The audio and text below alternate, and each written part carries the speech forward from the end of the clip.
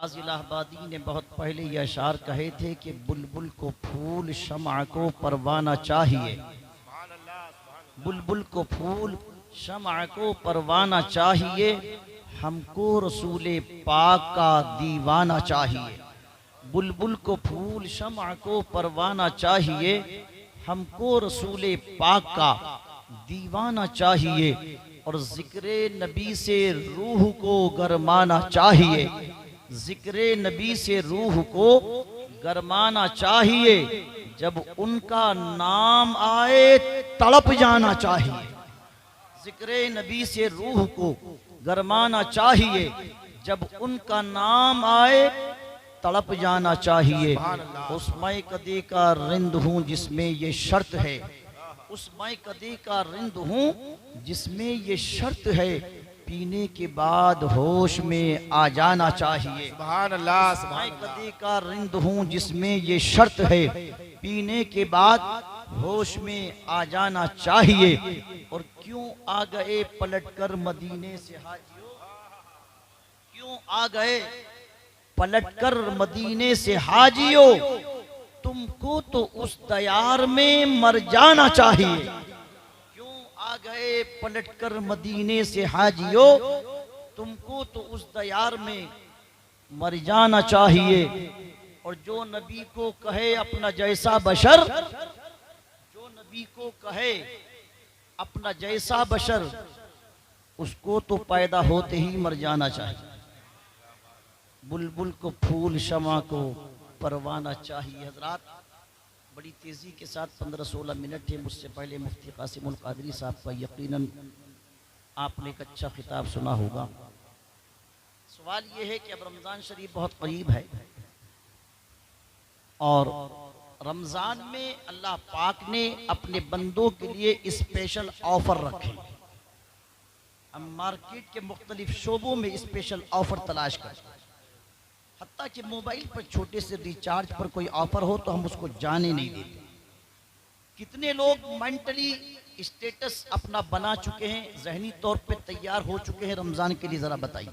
सब तैयार हैं माशाल्लाह? हाँ, घबराइएगा मत। रमज़ान स्पेशल ऑफर का महीना है उम्मत मुस्तफ़ा के लिए, इसलिए कि याद रखो अल्लाह पाक ने इस उम्मत को तमाम उम्मतों के लिए आइडियल बना के भेजा है। इसको किताब मिली है तो स्पेशल, पैगंबर मिला है तो स्पेशल, रमजान शरीफ जैसा महीना मिला वो भी स्पेशल।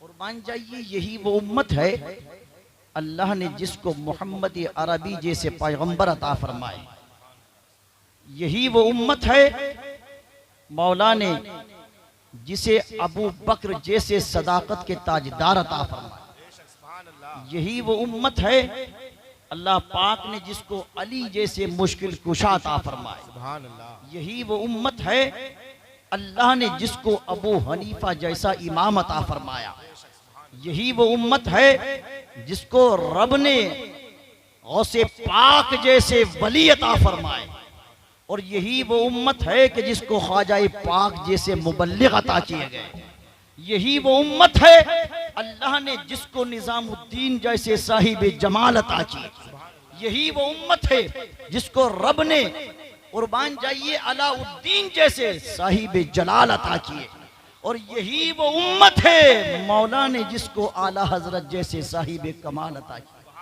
नारे तकबीर, नारे रिसालत, उलमाए अहले सुन्नत, मसलके आला हजरत फैजान हुजूर बुल्लन शबाबा मौलाना मोहम्मद हाशिम साहब। उम्मतिन उखजत लिन्नास तअमुरूना बिल मारूफ व तनहौना अनिल मुनकर।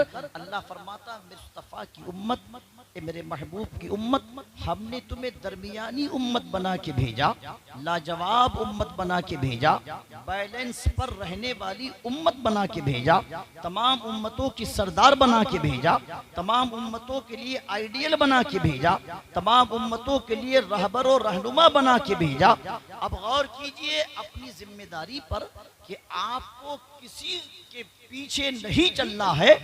कायनात की तमाम उम्मती तो आपको फॉलो करने के लिए आई, आपको किसी और का फॉलोवर नहीं बनना है। अगर फॉलोवर बनना है तो करबला के हुसैन का फॉलोवर बनना है, अगर फॉलोवर बनना है तो अबू बकर सिद्दीक का फॉलोवर बनना है। याद रखिए मेरी माँ और बहनों को भी अगर आवाज पहुंचे तो तुम्हें दुनिया में हैदराबाद की सानिया का फॉलोवर नहीं बनना है, बसरा की राबिया का फॉलोवर बनना है, मदीने की फातिमा का फॉलोवर बनना है, मक्के की खदीजतुल कुबरा का फॉलोवर बनना है। हजरात अपनी जिम्मेदारी को महसूस करें। रमजान जैसा स्पेशल महीना अल्लाह पाक ने अता फरमाया। आज बड़ी माजरत के साथ हमारा जवान और बहुत सारे बुजुर्ग भी सिर्फ इस बुनियाद पर रोजा छोड़ देते कि गर्मी का मौसम है, कारोबार करना, तिजारत करना, बिजनेस करना है, हमें सुबह से शाम तक दुकान पर बैठना है। बड़ी माजरत के साथ वो ये कहते हैं हजरत क्या करें, असल में चूंकि कारोबार भी देखना है, दुकान भी देखनी है, फुला भी देखना है, चुना चुनी इस तरह कर देते। सुनिए मेरी बात और से तवज्जो के साथ, जिस कारोबार को बहाना बनाकर के हम रोजे जैसी अजीम इबादत को छोड़ते हैं, अल्लाह पाक इरशाद फरमा चुका है, सुने कि तुम्हें तुम्हारा कारोबार रोजी नहीं देता है, रोजी तो परवरदिगार देता है। रोजी तो अल्लाह ने हमारी पेशानियों पर जब लिखवा दी थी जब हम और आप अपनी माओं के शिकम में थे। जो खुदा माँ के शिकम में रोजी पहुंचा सकता है, बल्कि हकीकत तो ये है कि रमजान शरीफ में मोमिन का रिस्क बढ़ा दिया जाता है। तो रोजे की वजह से याद रखिए, कारोबार की वजह से रोजा नहीं छोड़ना है, रोजी बढ़ा दी जाती है। और उसी रमजान के स्पेशल ऑफर में एक ऑफर होता है इफ्तार के वक्त। इफ्तार के बाद ऑफर यह है कि आप उस पर जो भी दुआ मांगेंगे अल्लाह उस दुआ को रद्द नहीं फरमाएगा। देखो दुनिया में सारी इबादतें नजर आती हैं। एक बंदा नमाज पढ़ता है नजर आता है, एक बंदा ज़कात देता है तो पैसा दिखता है नजर आता है, एक बंदा हज करता है तो नजर आता है कि कभी तवाफ कर रहा है, कभी सई कर रहा है, समझे, कभी जमरात पर नजर आता है, कभी नफल पढ़ता हुआ नजर आता है, कभी बाल मुड़ाता हुआ नजर आता है, कभी कुर्बानी करता हुआ नजर आता है। मगर याद रखो रोजा ऐसी इबादत है कि जो नजर नहीं आता है। बोलिए नजर आता? आप बंद कमरे में हैं, कोई सिक्योरिटी नहीं, कोई गार्ड नहीं, कोई सुरक्षा नहीं, कोई देखने वाला नहीं, आप भी हैं, आपकी अहलिया भी है।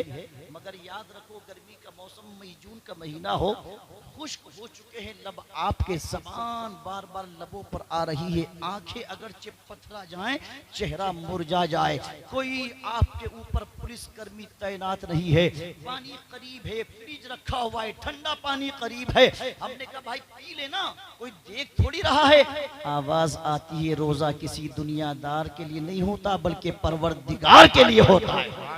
रोजा ऐसी इबादत है जो नजर नहीं आता है, इसीलिए रोजे के बारे में आता है कि हर इबादत के बदले में अल्लाह बंदे को जन्नत अता फरमाएगा। मगर रब ने कहा कि रोजे की जजा मैं खुद हूं। क्या कहा? रोजे की जजा बोलो मैं खुद हूँ। रोजा रखने वाला अल्लाह की खुशनुदी हासिल कर लेता है, रोजा रखने वाला अल्लाह की रजा हासिल कर लेता है, रोजा रखने वाला बरकती अता फरमा देता है। सुने जिब्राइल अमीन ने 3 हलाकत की दुआएं करी थी, जिसे हम अपनी आम जबान में बद्दुआ कहते हैं। जिब्राइल अमीन ने कहा था परवरदिगार जुमे का रोज है, जुमे का दिन है, सरकार मिंबर पे तशरीफ फरमा है, आका ने पहला कदम रखा, उधर जिब्राइल ने हलाकत की दुआ करी, मुस्तफा ने इधर कहा आमीन, दूसरा कदम रखा फिर कहा आमीन, तीसरा रखा फिर कहा आमीन। बाद नमाज जुमा सहाबा बोले आका कोई दुआ करने वाला नजर नहीं आ रहा था, आपने किसकी दुआ पर आमीन कह दिया? ये कौन बनता था जिसके कलिमात पर आप आमीन कह रहे थे? जुमला सुनिए, नबी ये रहमत इरशाद फरमाते, ऐ लोगों सुनो, जिब्राइल सिदरा की बुलंदी से 3 बद्दुआएं कर रहे थे और वो ये कह रहे थे, या अल्लाह तेरे महबूब का वो उम्मती जो हट्टा कट्टा जवान ताकतवर हो, कोई बीमारी तकलीफ ना हो, ऐसा बुढ़ापा भी ना हो, कोई उज़्रे शरई भी ना हो, फिर अगर वो रमजान शरीफ को पाले और रमजान का रोजा न रखे तो जिब्राइल सिदरा से कह रहे थे मौला उसको हलाक कर देना। उधर उन्होंने हलाकत के कलिमात बोले, इधर मुस्तफा ने आमीन कह दिया। मुझे बताइए इस दुआ के कबूल होने में कोई शक है? कहा, फिर कहा आपने आमीन। कहा जिब्राइल बोले परवरदिगार आलम, जो जवान अपने माँ बाप को बुढ़ापे की मंजिल में पाए और वो माँ बाप की खिदमत न करे, उस बेटी को भी हलाक कर देना। फिर कहा परवरदिगार, वो जवान, वो इंसान, औरत हो या मर्द, जिसके सामने नबी रहमत का नामे नामी इसमें गिरामी लिया जाए और वो हुजूर पर दरूद ना पड़े, उसको भी हलाक कर देना।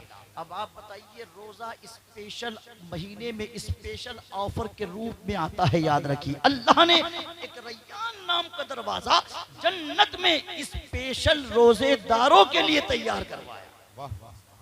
कारोबार के डर से हमको बोलो रोजा नहीं छोड़ना है। उसी में एक और स्पेशल ऑफर है कि रात को खड़े होकर क़यामुल लैल, जिसको हम नमाज तरावी कहते हैं, और 20 रकात खड़े होकर के बोली हम नमाज तरावी पढ़ते हैं, और उसी नमाज तरावी में खड़े होकर हाफिज कुरान से कुरान सुनते हैं। इसी बहाने मस्जिदों में आइएगा और नमाज तरावी में खड़े होकर खुश होकर के कुरान अजीम की तिलावत सुने। हजरत मुआज इब्न जबल कहते, मैंने हदीस पाक में पढ़ा, एक सफर में हुजूर के साथ थे, सरकार का चेहरा गमगीन हो गया, तबीयत पर थोड़ा सा मलाल हुआ। नबी रहमत से अर्ज की, सरकार जरा इरशाद फरमाए, किस चीज ने आपको गमजदा कर दिया? जुमले सुने, सरकार ने फरमाया, ए मुआज, बात यह है कि अभी अभी जिब्राइल अमी आए थे और वो मुझे ये खबर देकर गए कि या रसूल अल्लाह, आपकी उम्मत पर आसमान से फितने मूसलाधार बारिश की तरह बरस रहे हैं। अब मुझे बताओ, कौन सा फितना है जो इस दौर में नहीं है? कौन सा फितना है रूए जमीन पर? बात ये कि सोशल मीडिया पर हम देखते, फिर सोचते यार टर्की में तो आया था ना भूकंप, हिंदुस्तान में थोड़ी आया, जाने दो। 2-3 दिन डिस्कशन करा और हमने यूजलेस कर दिया। कहीं पर कोई और घटना घटी, कोई हादिसा हुआ, हमने क्या सोचा, भाई वहाँ है, यहाँ नहीं हुआ। यही सोचते सोचते याद रखो, अल्लाह तबारक व तआला की आजमाइश अपनी गिरफ्त में ले लेगी। बहुत हमने वो तकरीरें करी अल्हम्दुलिल्लाह, और बहुत हमने उछल उछल के नारेबाजी भी करी, दादो तहसीन भी दी, वो भी अपनी जगह पर है। मुसलमान और सुन्नी मुसलमान का ये भी एक अमल होता है। मैं इसका मुखालिफ नहीं, बहुत बड़ा हामी हूँ, इसकी भी जरूरत है। इस्लाम में जोश भी है मगर इस्लाम में होश भी है। मुझे एक बात बताइए, आप यही सोच कर के हम वक्त आगे को गुजारते रहे। चंद बरस पहले मैं एक हदीस पाक पढ़ता था और मुझे वो हदीस समझ नहीं आई थी 2014 तक। उसके बाद समझ में आई, सुने गौर से तवज्जो के साथ। ये अल्लाह वालों का उर्स ऐसी थोड़ी मना रहे, ये इतना डेकोरेशन कमेटी ने किया, इतना शानदार इसको गुलशन बना दिया। मुबारकबाद के मुस्तहिक एक कमेटी के अफराद भी और वो तमाम अहले मोहल्ला और अहले काशीपुर जिन्होंने इनका ताउन किया, कांधे से कांधा मिलाकर के यहाँ तक इनको पहुँचाया।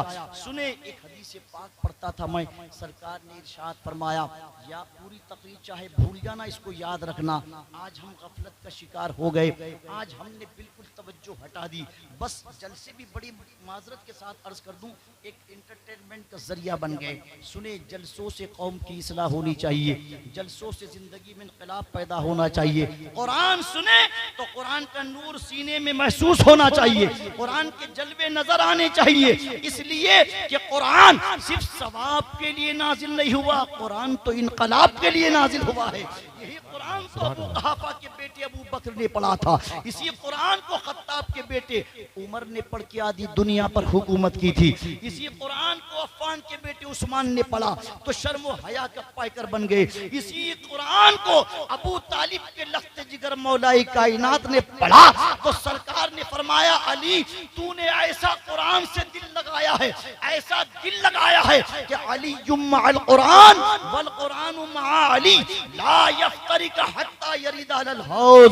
नबी फरमाते, मेरा अली वो है जो हमेशा कुरान के साथ है, कुरान इसके साथ है, दोनों जुदा नहीं होंगे यहाँ तक कि कयामत के दिन दोनों एक साथ मुझसे हौज़े कौसर पे मुलाकात कर ले। नारे तकबीर, नारे रिसालत, उलमाए अहले सुन्नत, मसलके आला हजरत फैजान हुजूर बुलंद शबाबा मौलाना मोहम्मद हाशमी साहिब क़िबला। कौन सी हदीस है वो? बहुत गौर से सुनना, चाहे सब भूलना, इस हदीस को याद रखना। देखो, आज मेरे इशारे की जबान को समझिएगा, क्योंकि ना मस्जिदों का इंटरनल माहौल अभी महफूज है, न जल से जुलूस महफूज है, न घर मकान दुकान महफूज है, न सर्विस फैक्ट्री शॉप महफूज है, हत्ता कि हमारी सिटीजनशिप भी महफूज नहीं है। ये दुनिया का तजर्बा आपकी निगाहों के सामने है। सुनिए गौर से तवज्जो के साथ, एक हदीस में ये पढ़ता था बचपन में, सरकार ने फरमाया कि एक वक्त ऐसा आएगा कि जब लोग कब्रिस्तान जाएंगे, कारी साहब तवज्जो तलब रिवायत है ये, कारी साहब किबला, सरकार ने फरमाया जब लोग कब्रिस्तान जाएंगे कब्रों को देखेंगे, कब्रों को देखेंगे।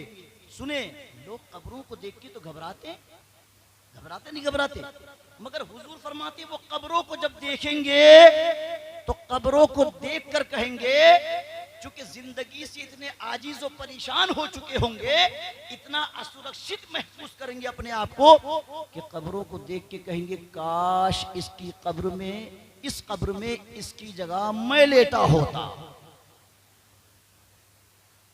काश मैं इस कब्र में ये कब्र वाला ना होता और मैं होता। मुझे ये हदीस समझ नहीं आती थी बहुत ज़माने तक, 2014 के बाद एकदम समझ में आने लगी। इस वक्त जो दुनिया के हालात हैं, और सरकार ने एक ज़माने में इरशाद फरमाया था कि एक वक्त आएगा, सरकार फरमाते कि जब दुनिया की तमाम बातिल कुव्वतें एक दूसरे को इनवाइट करके मुसलमानों पर हमला आवर होंगी, एक दूसरे को दावत देंगी, कुफ्र मुत्तहिद हो चुका है इस्लाम, फरमाया एक दूसरे को बुलाएंगे और इस तरह वो मुसलमानों पर अटैकिंग पोजीशन में आएंगे कि जिस तरह भूखे दस्तरखान पे टूटते हैं वो मुसलमानों पर हमलावर हो जाएंगे। एक सहाबी बोले या रसूल अल्लाह कि हम बहुत कम होंगे, उस वक्त तादाद नहीं होगी। जुमला सुनिए और होश में आइए, सरकार ने फरमाया तुम्हारी तादाद ऐसी होगी कि जैसे समंदर के झाग होते हैं, मगर समंदर के झाग को मौजें जहां चाहती हैं वहां ले जाती हैं, ये तुम्हारा हाल हो जाएगा। सुस्ती और काहिली मुसलमानों पर गालिब आ जाएगी। मुझे बताइए कमोबेश ये हाल आज हमारा है या नहीं? बस हम यही तो सोच रहे कि हमारा उस भाई का हुआ, हमारा थोड़ी ना कुछ हुआ।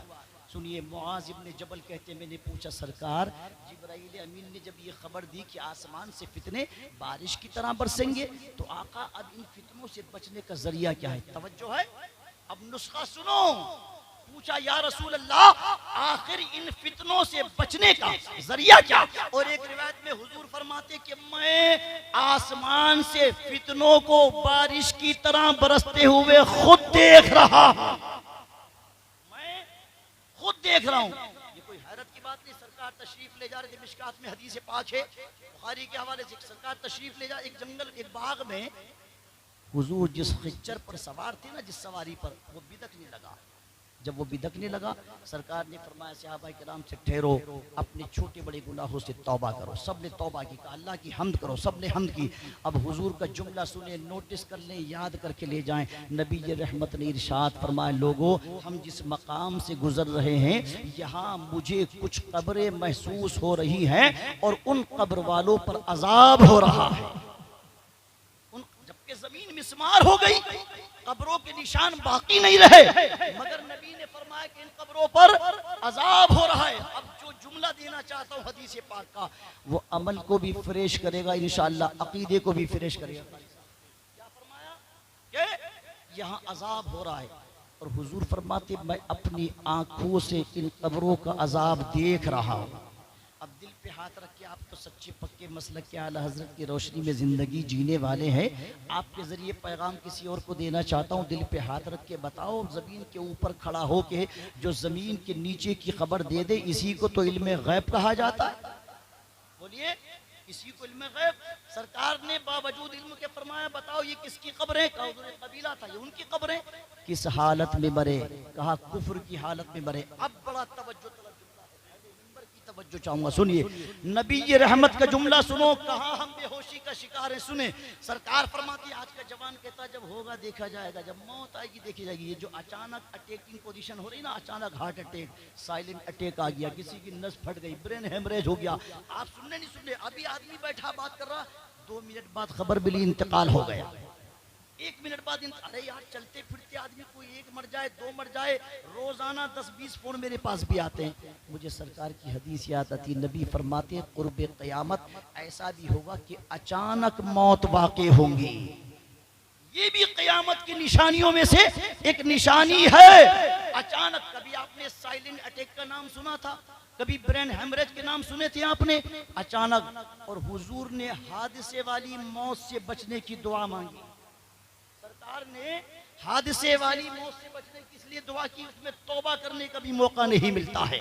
सरकार ने उस बुढ़ापे से बचने की भी दुआ की जहां इंसान माजूर हो जाए, समझे? सरकार ने फरमाया मौला हादसे वाली मौत से बचा। अब सुनिए आप गौर से, ये अचानक मौतें वाक़ हो रही है, ये सिचुएशन क्रिएट हो रही है। सुने, नबी ये रहमत ने फरमाया इन कब्रों के अंदर जो हैं उन पर अजाब हो रहा है। सहाबाए किराम जो जन्नती होने की बिशारत मुस्तफ़ा की ज़बान से सुन चुके थे, उनसे बेहतर कोई मखलूक अब उनके बाद पैदा नहीं हो सकती। वो सहाबी जो किसी के असर की बुनियाद पर नहीं, नबी की नज़र की बुनियाद पर बने थे, वो सहाबी जो कुल्लम वादल्लाहुल हुस्ना की रोशनी में जन्नती है, वो सहाबी जो रज़ियल्लाहु अन्हुम व रदू अन का ताजे करामत अपने सर पे रखे हुए हैं, उन सहाबा से हुजूर फरमाते तौबा करो, तौबा करी, हम्द करो, हम करी। अब जुमला सुनिए, यहाँ से वहां तक हदीस शरीफ में आता, नबी ने फरमाया लोगों सुनो, इन कब्रों पर जैसा अजाब हो रहा है, अगर मैं अल्लाह से दुआ कर दूं कि जो मैं देख रहा हूं अल्लाह को तुम्हें भी दिखा दे, तो मुझे डर ये है कि तुम अपने मुर्दों को दफनाना छोड़ दोगे। क्या कहा? तुम अपने मुर्दों को दफनाना छोड़ दोगे। अब ये तो हदीस का मफहूम है, अब इसका करीम सुनिए, नुक्ता सुनिए इसका। फरमाया दफनाना छोड़ दोगे। अब मुझे बताइए आप, पहली चीज तो ये कि वो सवारी बिदकी क्यों थी? उस सवारी ने जिस पर हुजूर तशरीफ फरमाते देखा कि कब्रों में बोलो अजाब हो रहा है, सरकार ने फरमाया सवारी खुद नहीं बिदक रही है, किसी वजह से बिदक रही है। पहला नुक्ता तो ये सामने आता है और ये पता चलता है कि नबी की निगाहे गैबना तो है ही बेमिसाल। मुस्तफ़ा जिस सवारी पर सवार हो जाए वो सवारी भी कब्र के अंदर के हालात देख लेती है। दूसरी चीज ये है, मुस्तफ़ा फरमाते हैं अगर मैं दुआ कर दूं तो जो मैं देख रहा हूं अल्लाह तुम्हें भी दिखा देगा। तो यहां से पता ये चला कि मेरे मुस्तफ़ा देखने पर तो कादिर हैं ही, मगर दिखाने पर भी कादिर हैं, कादिर हैं। जब तो कहा कि मैं तो दिखवा सकता हूं अपने रब से दुआ करके, मगर तुमने अगर कब्र की एक झलक देख ली, कब्र के अजाब को तुमने निगाहों से देख लिया, तो डर की वजह से अपने मुर्दों को दफनाना छोड़ दोगे। हजरात, हम कहाँ ख्वाब गफलत में सोए हुए हैं, हम कहाँ सुस्ती और काहिली का शिकार। नबी ये रहमत ने फरमाया, बस उस हदीस पर मैं अपनी बात को खत्म करूं कि एक वक्त आएगा लोग कब्रों को देखेंगे और देख के कहेंगे काश इसकी कब्र में मैं होता। अब आप मुझे बताएं, इंटरनल हालात हिंदुस्तान के देख लीजिए, दूसरे ममालिक के भी देख लीजिएगा, हम अपनी और आपकी अपनी इंटरनल सिचुएशन पर हम तवज्जो करें। मुझे बताओ ना, अभी एनआरसी का जिन खत्म हुआ है, ना अभी वो वाले कवानीन खत्म हुए हैं, ना अभी सिटीजनशिप का मैटर क्लोज हुआ है, ये सारे के सारा बाकी है। याद रखिएगा, ना हमारा घर महफूज, ना मकान महफूज, ना दुकान महफूज, ना इज्जत महफूज, ना औलाद महफूज।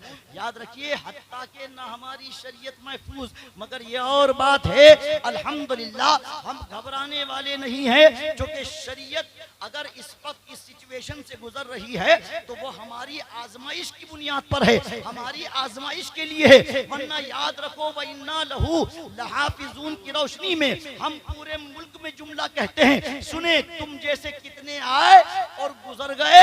अल्लाह का कानून जैसा नाजिल हुआ था आज भी वैसा ही है, सुबह कयामत तक वैसा ही रहेगा। क्योंकि रब का कानून किसी जाहिल की तबीयत पर नहीं, मुस्तफा की शरीयत पर। याद रखिए, आखिरी बात सुनिए तवज्जो के साथ। अब इसी में परेशानी है कि एक बाहर की मुखालफत, एक अंदर की मुखालफत। कुछ लोग इसी में लगे कि सलाम पढ़ो कि नहीं पढ़ो, समझे, और साहब फातिहा पढ़ो कि मत पढ़ो, उर्स करो कि नहीं करो। अल्लाह ने कुरान में फरमाया फसलामुल लका मिन अस्हाबिल यमीन, सलाम है वास्ते तेरे मेरे हबीब अस्हाबे यमीन की तरफ से। मफहूम पेश कर रहा हूँ, जुमला सुनिए गौर से, ज़हनो अपने दिमाग में बिठा करके ले जाइए। कुरान की इस आयत करीमा की रोशनी में कन्फर्मेशन हो गया, मुस्तफ़ा पर दुनिया में भी सलाम वही पढ़ेंगे जो जन्नती होंगे, और कयामत में भी वही पढ़ेंगे जो दुनिया से पढ़ते पढ़ते जाएंगे। सुभान अल्लाह, सुभान अल्लाह, वाह। जो यहाँ नहीं पढ़ेंगे वो वहाँ काहे को पढ़ेंगे, समझे। अब रहा सवाल ये कि भाई खड़े होने पर भी मुकदमे और बैठने पर भी टेंशन के, नहीं खड़े होके बता, अबे खड़े होके पढ़ने में कौन सा कोई जुर्म हो गया, खड़े होके पढ़ने में कौन सी मुसीबत आ गई। जब रब ने कहा वसल्लिमू तस्लीमा, बस खूब खूब सलाम भेजो। इसमें ना खड़े होने की कैद, ना बैठने की कैद, ना लेटने की कैद, जिसका जी चाहे खड़े होके भेजो।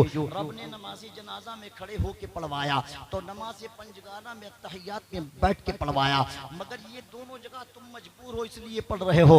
हम अहले सुन्नत व जमात मसलके आला हजरत की रोशनी में हम कभी मजबूर होकर नहीं बल्कि मसरूर होकर के पढ़ते हैं, इसलिए कि हम जानते हैं सुभान अल्लाह, बरेली के इमाम ने एक सदी से यही पैगाम दुनिया को दिया था, क्या कि लोगों जान लो, अगर दरूद पढ़ने से तुम्हें सवाब मिलेगा तो सलाम पढ़ने से मुस्तफ़ा का जवाब मिलेगा। नाराए तकबीर, नाराए रिसालत, उलमाए अहले सुन्नत मसलके आला हजरत फैजाने हुजूर बुलंद शबाबा मौलाना मोहम्मद हाशमी साहिब किबला। आखिरी जुमला, आखिरी बात 1 मिनट के अंदर सुनिएगा, क्योंकि बस वक्त नहीं। हमारे मेहमान खतीब ये बहुत बड़े आलिम हैं, बहुत बड़े मुनाजिर हैं। हजरत की पूरी ज़िंदगी मुनाजरे करते करते गुजर गई। 22-24 साल बैठ कर के दारुल इसाक़िया में पढ़ाया है, सुभान अल्लाह। और कोई दिन ऐसा नहीं जो मुनाजिर मुबाहसे से खाली हो। 1000 गधे मिलकर इस शेर का मुकाबला नहीं कर सकते अल्हम्दुलिल्लाह। और कुरान और हदीस से कभी हटते नहीं। जब गुफ्तगू होती है तो न इधर की न उधर की, न तमहीद न दीबाचा, कुछ नहीं, न फाउंडेशन न बुनियाद, बैठती तकरीर शुरू है अल्हम्दुलिल्लाह। पहले मिनट से तकरीर शुरू है, समझे, सोते सोते कर देंगे इंशाल्लाह तकरीर, समझे। 20 साल से तो मैं देख रहा हूँ अल्हम्दुलिल्लाह। सुनिएगा, आखिरी बात सुनिए गौर से। तकरीर इसी का नाम है जिसे मिंबर वाले पसंद करें, वहाँ करने का नाम तकरीर नहीं है। याद रखिए, जो दिलों पर असर करे और जिसकी ज़िंदगी में अमल होता है उसकी बात में असर भी होता है, समझे। रहा सवाल ये कि भाई झगड़े करना, बहसो मुबासा करना कि नहीं साहब खड़े होकर नहीं पढ़ना। एक बात बताऊं, रमज़ान करीब है, जो कहते हैं ना खड़े होकर नहीं पढ़ना, जो फतवाबाजी करते, शिर्क व कुफ्र व बिदअत के नारे लगाते और मशीन गन लेके खड़े हो जाते। आखिरी जुमला बहुत तवज्जो से सुनो, मैं अल्हम्दुलिल्लाह ये साबित कर दूंगा, पूरे मुल्क में करता हूँ कि वो भी खड़े होकर पढ़ते हैं। बता दूं, इजाजत है? अरे बोलो, बता दूं। अब कभी कोई ये कहे खड़े होके नहीं पढ़ना तो उससे कहो बेटा खड़े होके नहीं पढ़ेंगे, पहले तुम ये कसम खाओ कि हम कभी जिंदगी में खड़े होके नहीं पढ़ेंगे। रमजान शरीफ आ रहा कारी उमर साहब, अब रमजान शरीफ में तरावी में इमाम बैठ के नमाज पढ़ाता कि खड़े होके? बोलो सारा मजमा बोलिए जरा। खड़े होकर इमाम बैठ के नहीं पढ़ा सकता ना, इमाम को खड़ा होना शर्त है। खड़े होके, अब खड़े होके इमाम साहब ने कुरान पढ़ना शुरू करा। वो जो सलातो सलाम के खड़े होने पर रोजाना फतवाबाजी करते, उनसे पूछो भाई, जब तुम हालत क़याम में तरावी के अंदर, आपके हाफिज साहब जिस दिन 16वां सिपारा पढ़े, आप सब मस्जिद पहुंच जाइएगा, 16वां सिपारा पढ़े, और पहले तो 16वां पढ़ेंगे, उसके बाद पढ़ेंगे आगे वाला। बताता हूँ मैं आपको, सुनिए। 16वें सिपारे में कुछ आयतें आती हैं। रब इरशाद फरमाता है, वस्सलामुन अलैहि यौम वुलिदा व यौम यमूतु व यौम युबअसु हय्या वस्सलामु अलैया यौम वुलिदतु व यौम अमूतु व यौम उबअसु हय्या। फिर एक दिन और जाइए 23वें सिपारे में, और इमाम साहब खड़े होकर कह रहे होंगे, सलामुन अला इब्राहीम, सलामुन अला मूसा व हारून, सलामुन अला नूहिन फिल आलमीन, सलामुन अला इलियासीन, सलामुन अला मूसा व हारून, सलामुन कौलन मिर रब्बिर रहीम, सलामुन अला इबादिहिल्लज़ीन इस्तफ़ा व सलामुन अलल मुरसलीन। फैसला करो, अल्लाह ईसा की मौत पर भी सलाम, अल्लाह पाक ईसा की जिंदगी पर भी सलाम भेजे, उनकी बेसत पर भी सलाम, खलीलुल्लाह पर भी सलाम, रूहुल्लाह पर भी सलाम, कलीमुल्लाह पर भी सलाम, सारे नबी रसूलों पर सलाम। मुझे बताओ, जब हालत नमाज में खड़े होकर के खलीलुल्लाह को सलाम भेज सकते हैं तो हबीबुल्लाह को सलाम क्यों नहीं भेज सकते? सुभान अल्लाह। नाराए तकबीर, नाराए रिसालत, उलमाए अहले सुन्नत मसलके आला हजरत फैजान हुजूर बुलंद शबाबा मौलाना मोहम्मद हाशमी साहिब किबला। अगर खड़ा होना इतना ही बड़ा जुर्म होता, अब सुनिए आखिरी जुमला, खड़ा होना इतना ही बड़ा जुर्म होता तो जैसे इमाम साहब पढ़ते कारी साहब और पढ़ते पढ़ते ये आयत आती तो घूम जाता और मुक्तदी से कहता भाई बैठ जाओ अब सलाम आ गया है, अब खड़े तो हो नहीं सकते। तो अक्लें मारी गई, जब खड़े होकर नमाज में भेज सकते हो तो नमाज के बाहर क्यों नहीं भेज सकते? तभी तो मेरे इमाम ने कहा था कि तुम जितना रोकोगे इतना ज्यादा भेजूंगा। और मेरे इमाम ने कहा मुस्तफ़ा जान रहमत पे लाखों सलाम, शमे बज़्म हिदायत पे लाखों सलाम। जब लाखों पर कलम उठा शिर्क का फतवा लगाने के लिए तो बरेली के इमाम ने कहा लाखों पर बात करोगे तो फिर ये कहूंगा काबे के बदरुद्दुजा तुम पे करोड़ों दुरूद, ताइबा के शम्सुद्दुहा तुम पे करोड़ों दुरूद, और काम वो ले लीजिए तुमको जो राजी करे, ठीक हो ना मेरा रज़ा तुम पे करोड़ों दुरूद।